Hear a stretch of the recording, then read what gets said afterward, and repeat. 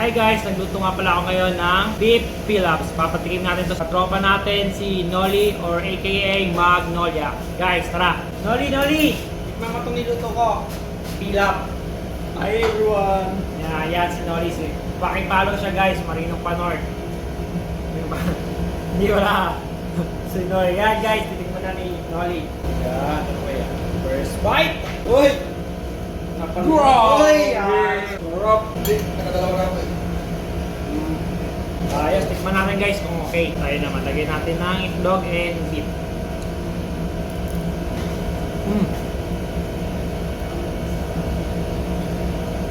Guys, complete meal na to guys, hindi mo na kailangan ng ulam. Gaya, sarap. Yung raisins pa lang, yung nagpapalasa sa kanya. Saka yung herbs, spices, panalo guys. Must try this. Sarap guys. Isa pa. Ready? Thank you guys! So guys, ito yung mga ingredients. Meron tayo ditong beef. Iniwalan namin yan ng pa-cubes. I-season ko lang yan guys ng salt and pepper. Kailangan ako dyan ng 1 teaspoon.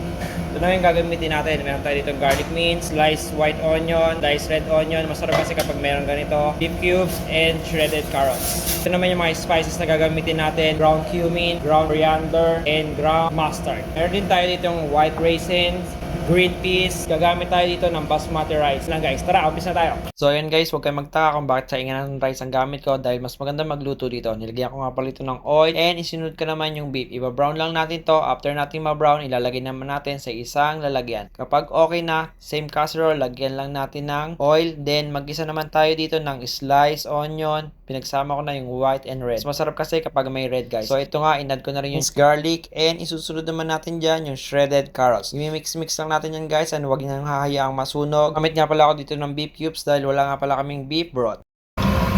Yan natin yung spices guys, coriander, cumin seed, and mustard. Continuous lang sa pag-mix guys, huwag nyo hahayaan na manikit dahil sigurado pag napabayaan nyo yan, sunog ang kalalabasan. So yan nga guys, after nya naglagay ako ng salt and pepper, then isalagay naman natin yung sinet aside natin na baka, then i-mix-mix lang natin yan, tatakpan naman natin for 5 minutes para ma-simmer siya. Kapag okay na guys, isang malis na tubig mula pa sa Pacific Ocean. Tatakpan lang natin ulit. Ayan guys, switch lang natin siya sa 1, low heat lang tayo for 1 hour and 30 minutes. 7:30 ngayon, balikan siya natin ng 8:45. Na nga rin pala ang lumipas dahil malambot na rin yung baka. Hinugasan ko na nga rin pala dito yung gagamitin ko na rice. Ang ginamit ko nga pala dito is basmati rice. Sa pagsukat nga pala, gumamit nga pala ako ng isang casserole at doon na rin ako naglagay ng tubig.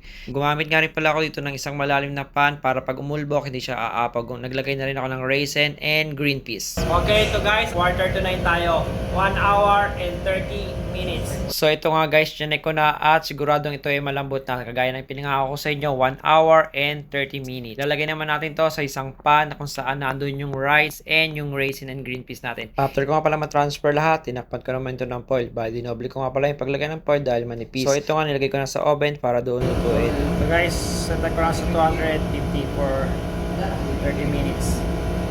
So guys, ito after 30 minutes, ito na yung resulta. I-check na natin kung okay na. Kung okay na siya guys, kung sa inyo hindi pa sapat yung 30 minutes, pwede nyo nga pala siyang i-check and then ibalik muna uli sa oven guys. Dahil dito, luto na. Ito, ipinilating ko na nga pala. Thank you for watching. Yun lang. Bon appetit!